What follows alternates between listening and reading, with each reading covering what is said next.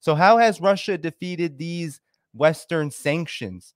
I spoke with George Galloway about how the EU is expanding their anti-Russia sanctions to China, mainland, and Hong Kong, to the UAE and other countries, claiming that these businesses, there's over 35 that are being put on the hit list now, are aiding and abetting Russia's war in Ukraine. That's what they're saying.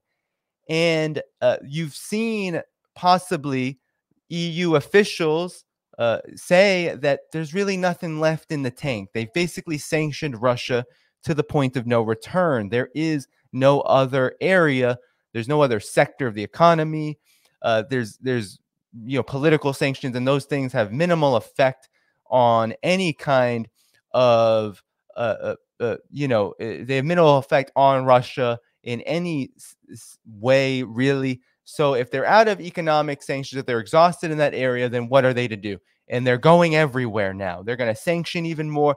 It's not that they don't have individual sanctions on countries like Zimbabwe, etc., Venezuela, Iran, but now they're going to sanction countries elsewhere and businesses elsewhere based on their animosity and their proxy war on Russia.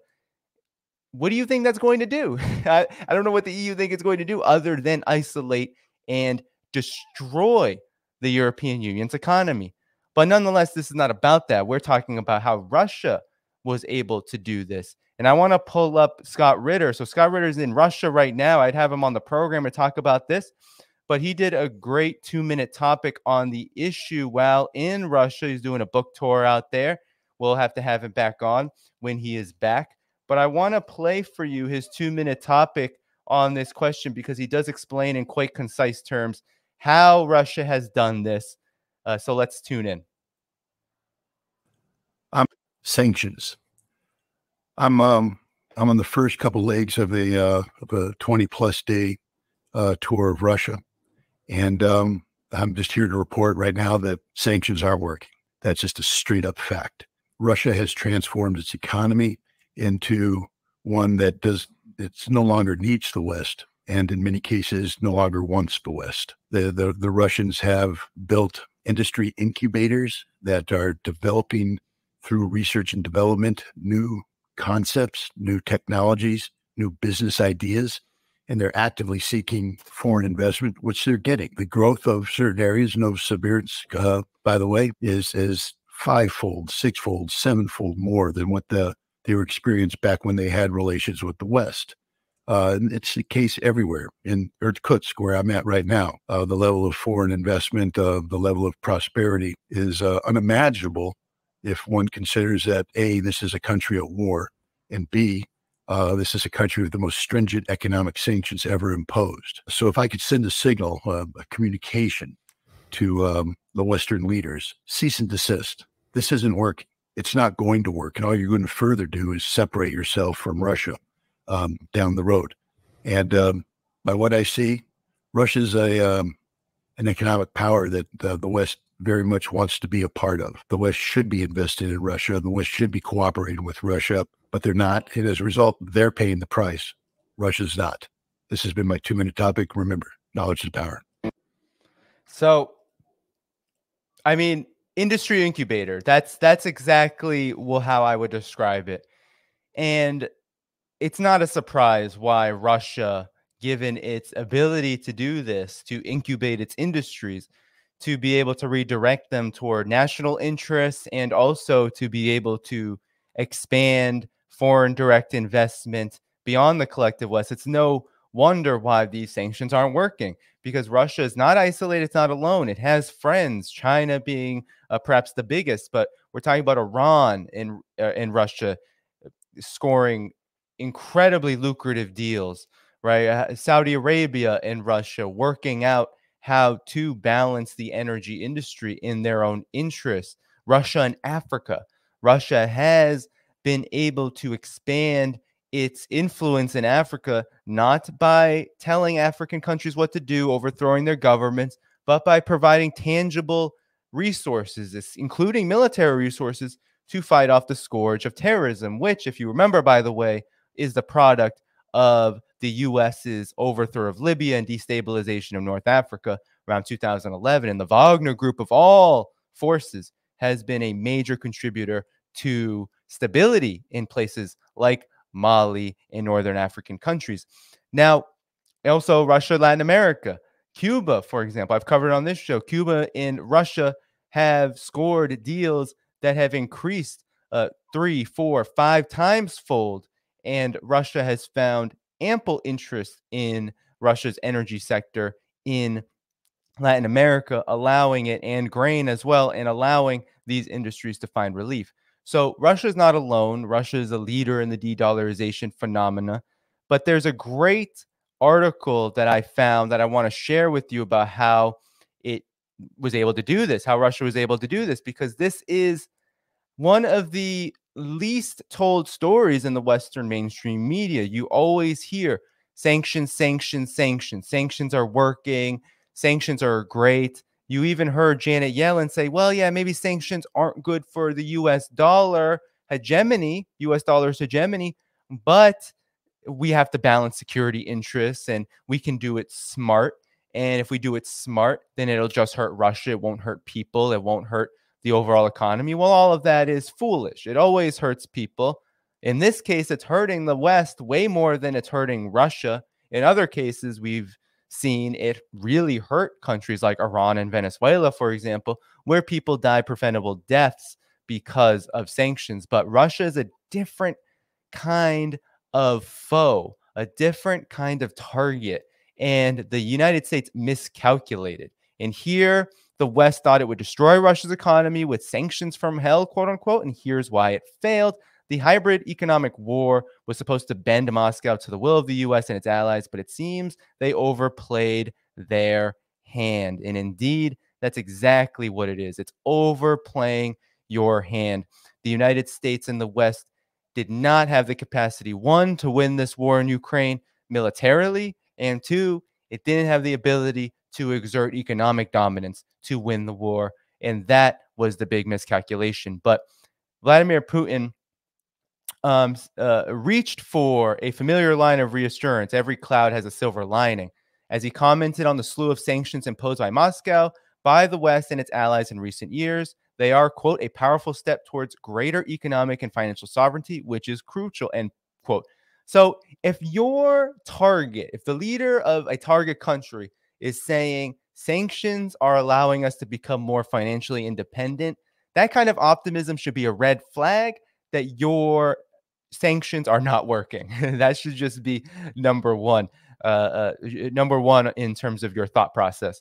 So Moscow has been long accustomed to sanctions pressure, going back to the Soviet days, and the EU and US began to announce new waves of restrictions from 2014 onward. However, that pressure reached a whole new level during the special military operation in Ukraine, making Russia the most sanctioned country of the world ahead of Iran. Moscow has been slapped with 10 sanctions packages from Brussels alone since February of last year. Still, even those measures have not been enough to cripple the Russian economy. Western officials have conceded that the decisions made by the Russian government to push back against sanctions have helped the country's fiscal base hold up in spite of a challenging environment. What did Russia do to mitigate sanctions, and how long can it sustain this resilience? So Russia did its homework. Russia found itself under significantly more pressure after it began its military offensive in Ukraine, which was to be expected since Western politicians had warned that Moscow would face punishment if it decided to intervene militarily against Ukraine. It came as no surprise that the first restrictions were announced within 24 hours of the escalation of the conflict, followed almost immediately by a public Russian response on the countermeasures the government would take. Many of the steps to protect the Russian financial system had actually been long before the launch of the military operation. It could have faced a crushing blow when Visa and MasterCard ceased operations in Russia and bans were imposed on transactions by banks, explains Ivan Timofeyev, director of programs at the Russian International Affairs Council. However, according to this expert, what allowed the Russian economy to weather the storm was the creation of the mere independent national payment system by Russia's central bank and finance ministry in 2015. That's why the departure of foreign payment systems after the beginning of the special military operation didn't undermine Russia's financial sector. True, there was a shock, but it was very short-lived, and it was quickly overcome, said Timofeyev. So Russia already had an independent financial system developing. It might not have been to the level of complete independence, but it was enough to provide a cushion from the sanctions that isolated Russia's financial system. So, as Timofeev notes, a substantial factor which helped the Russian economy were measures taken by the central bank to prop up the ruble. After the foreign exchange and stock markets responded to Western sanctions with significant volatility, the Russian currency sank to a record low 121.5 rubles to the dollar in March 2022. On February 28th, the central bank demanded that Russian exporters sell 80% of their foreign currency to convert it into rubles, seeing it as a necessary measure to boost the supply of other denominations on the domestic market and thus alleviate pressure on the ruble.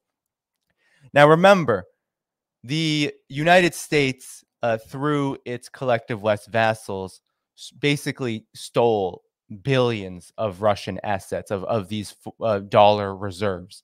So this is a very reasonable move to sell off what you had left, because a lot of this foreign currency reserves were already being taken back. So a very reasonable move here. And then, interestingly enough, this had been used before. In 1991, it was introduced to prevent outflow of foreign currency. It remained in force for almost a decade.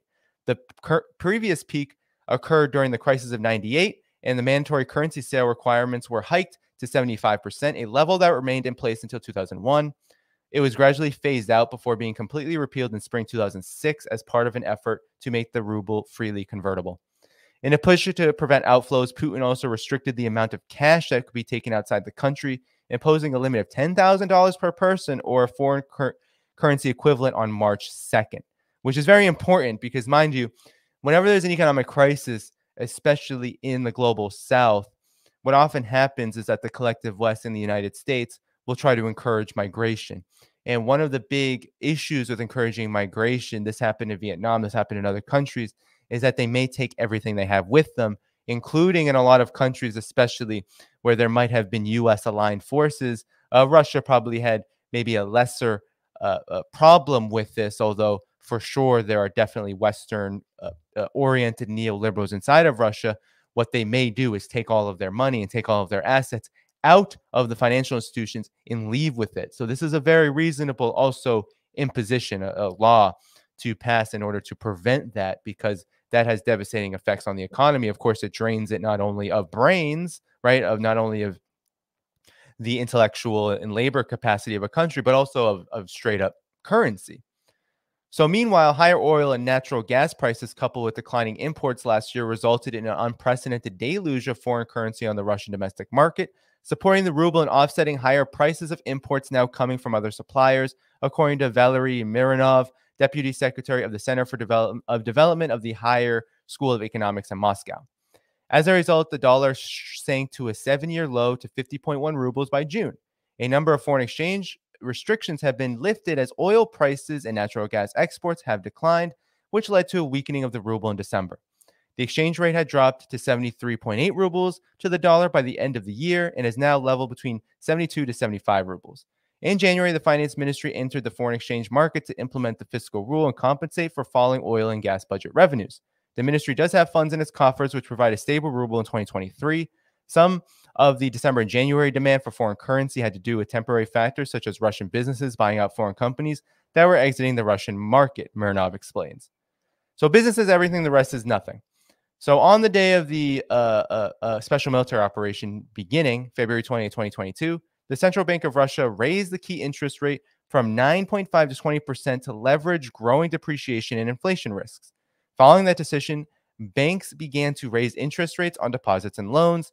Putin instructed banks to secure the interest rate in all contracts signed prior to the central bank's decision. The growing interest rates, however, didn't affect small and medium-sized enterprises because special loans for these companies became available in March, which didn't depend on the official rate. So that's really interesting. And I think it's important to note here that there's often a lot of criticism of central banks, right? Central banks bad. Central banks are bad.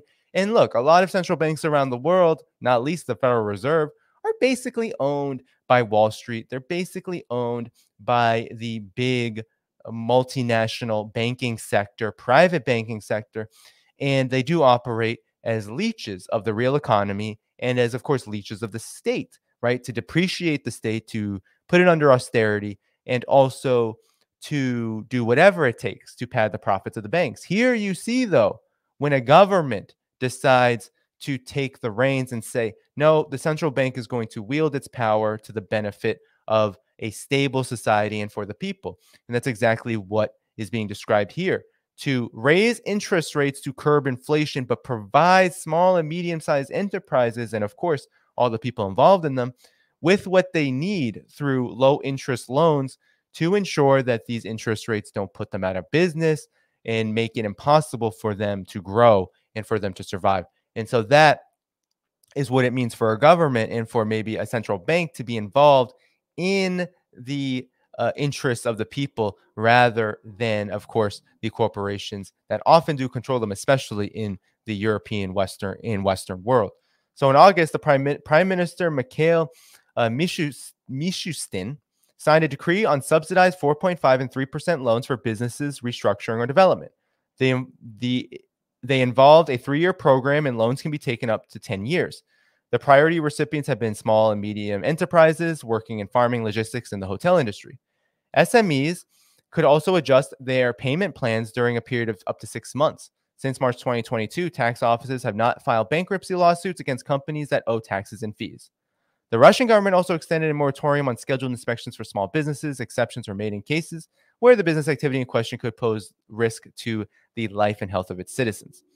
According to Mironov, measures to support Russian businesses were introduced with the primary goal of saving jobs. The government wanted to avoid a scenario where external pressure would remove people's means of earning a living. Measures to support the labor market, training, subsidies were promptly readjusted to reflect the need of the economy. Some 440,000 jobs were saved thanks to a program which involved deferring payments of insurance premium for organizations whose core business activity was included in the list of sectors affected by sanctions. As a result, in the third quarter of 2022, the number of Russians living in poverty dropped to 15.3 million compared to 16 million in the third quarter of 2021. So poverty actually decreased during this period, where you would think massive sanctions would cause an increase in poverty. Many economists believe that the introduction of parallel import system played a role in sustaining the Russian economy amid sanctions pressure. The Russian government authorized the import of certain types of foreign-made products into the country without the consent of the relevant trademark owners. Importing these products in circumvention of official distribution channels was no longer punishable under Russian law. The list of goods covered by the parallel import schemes developed by the Russian Ministry of Industry and Trade includes cars and car parts, electronics, household appliances, clothing, footwear, cosmetics, musical instruments, watches, furniture, paper, cardboard, industrial equipment and supplies, pharmaceuticals, and other products. The list of parallel imports regularly expanded. For example, on Monday, IKEA, Hasbro, Mattel, Nintendo, Logitech, Zanussi, Wall, Tommy Hilfiger, Giorgio Armani, and other brands were added. The main goals of parallel imports were to supply high-demand goods to the Russian market and stabilize prices. A decision was also made to set additional inspection posts at checkpoints at the Russian border to improve performance and accelerate critical imports. In addition, accelerating the overhaul of 300 border crossings and expanding their capacity was planned. Marinov notes that by the end of 2022, the availability of parts, raw materials, and supplies domestically had been restored to pre-crisis levels, and the share of businesses that don't rely on imports had risen from 9% to 16% in June 2022. The total volume of imports was relatively low, around 17 billion by the end of November. This figure is under 10% of total imports in goods and services in the second to fourth quarters, according to the Federal Customs Services. Still, it allowed large numbers of companies to secure critical parts and to continue production. So there you go. Russia did everything it could to continue imports in creative ways so that these companies were not missing the parts they need. Because if that's what sanctions can do, if you do not have certain raw materials that you can only get elsewhere, then you have to create a system where you get these parts in some form or another, whether it's domestically or whether it's finding ways around the sanctions. And that's what Russia did. So helping the IT industry, many support measures targeted the IT sector. Numerous major hardware and software vendors such as Cisco, Siemens, and IBM have left the Russian market, revoked their licenses, and canceled updates. These steps increased the vulnerability of electronic systems in Russia, adding that Russian IT exports were also affected due to payment restrictions and personal sanctions. So the government allocated 21.5 billion rubles to support this sector. High-tech companies don't have to pay income tax for the next 3 years, and there's a ban on inspections by government regulators. IT businesses can now take loans at just 3% per annum.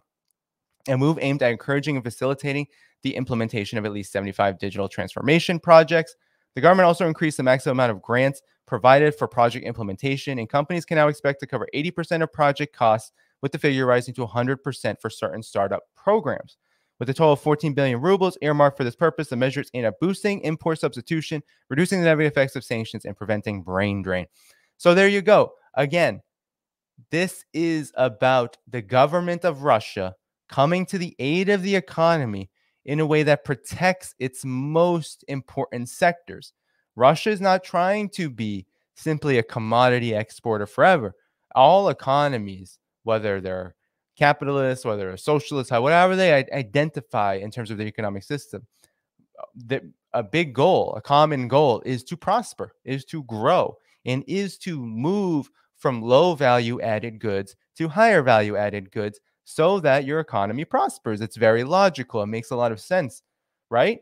But what the collective West has done in a lot of places around the world, a lot of African countries, a lot of countries in South America, the Caribbean, and even much of Asia, is that they have imposed an economic model which says debt and austerity and monocrop, mono-commodity economies is the only way forward. And that has kept a lot of these countries in disparate poverty, in extreme poverty, something that China has eliminated and which countries like Russia and India have made great progress in reducing. And so this is a big move, a big part of that.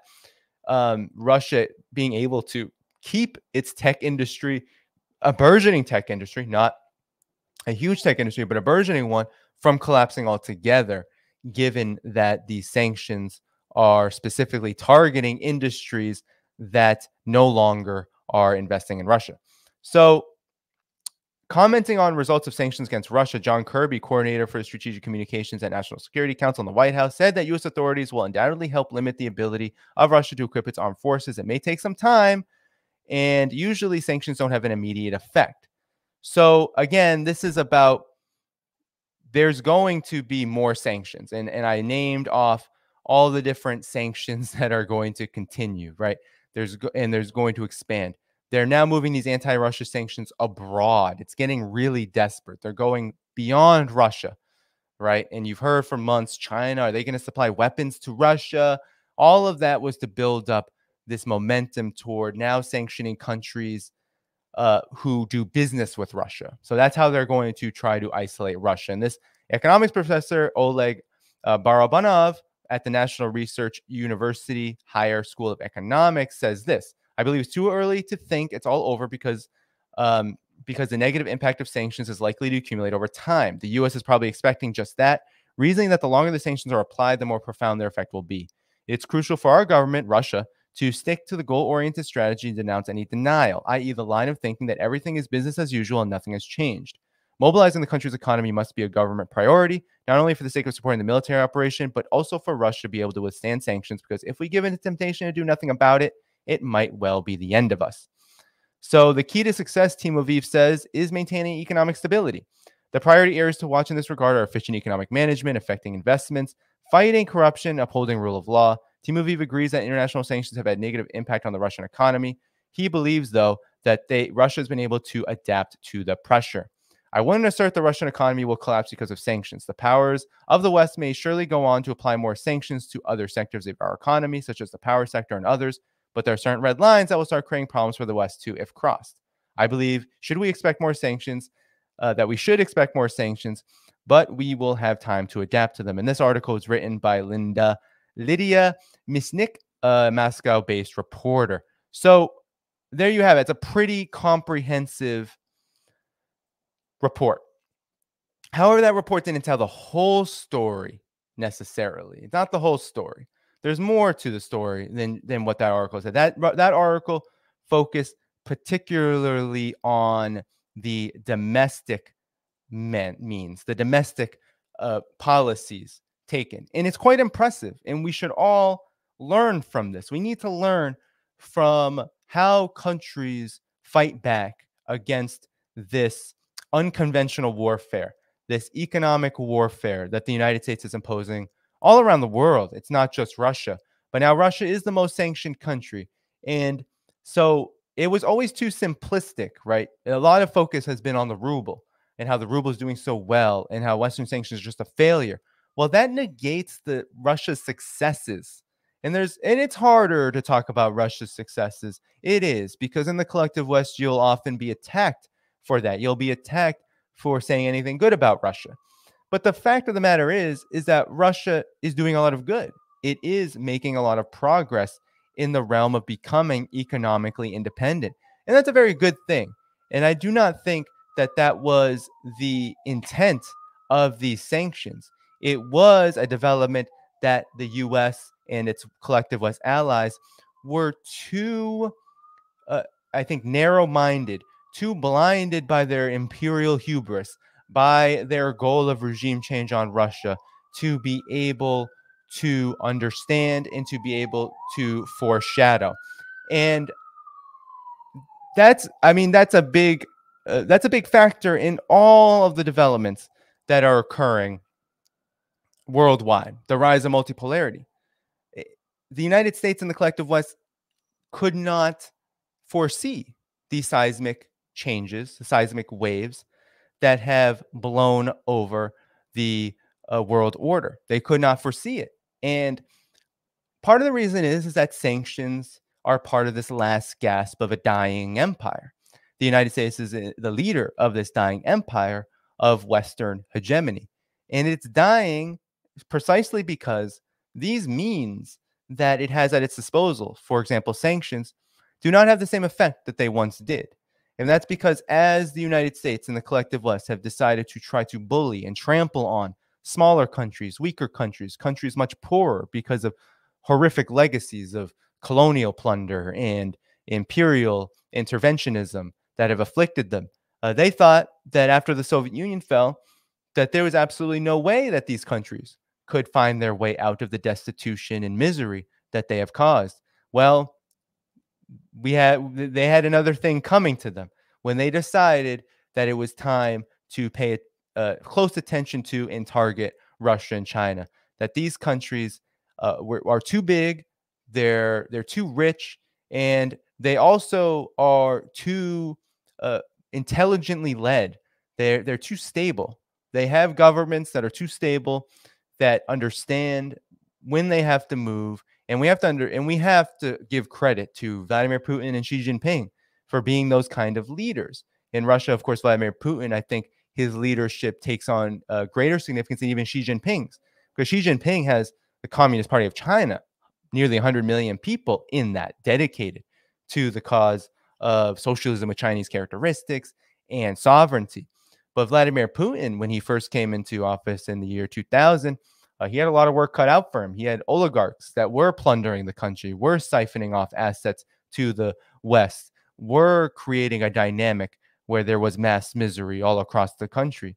And Vladimir Putin's leadership, along with those of whom joined him, was essential to combating that reality. And now we're seeing the fruits of what that can do over decades, after 2 decades.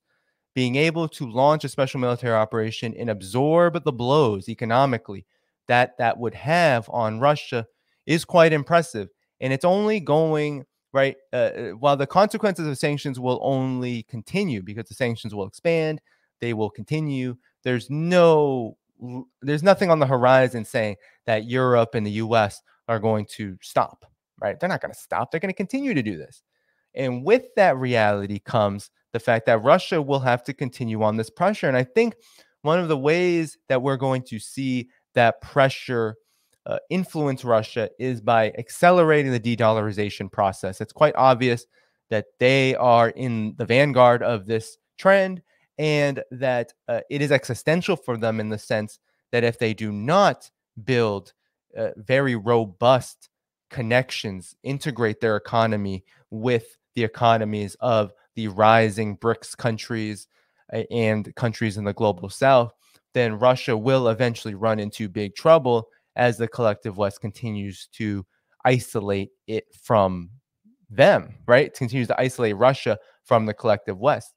And I think something else to watch out for, just to conclude this story, is that the more that Russia is successful in this way, we will see more starkly just how much these sanctions are actually backfiring against the collective West, not just causing economic instability, but also causing, um, you know, just shrinkage. The economies will reduce, they will become smaller.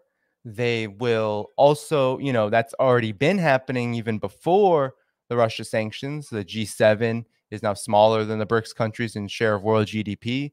The US economy, the UK economy, the EU economies, all of them are shrinking in total percentage of global GDP. And that's going to accelerate the more that countries like Russia and China and Iran and all of the BRICS countries, um, the more that they chart an independent course via de-dollarization, but really in all spheres, especially in the economic realm, through integration projects and the like. So that's what we have to look forward to in the coming months and years, as this conflict is likely to have reverberation over that period, if not longer. And the sanctions are not going to stop unless there's some kind of massive change within the United States and the collective West.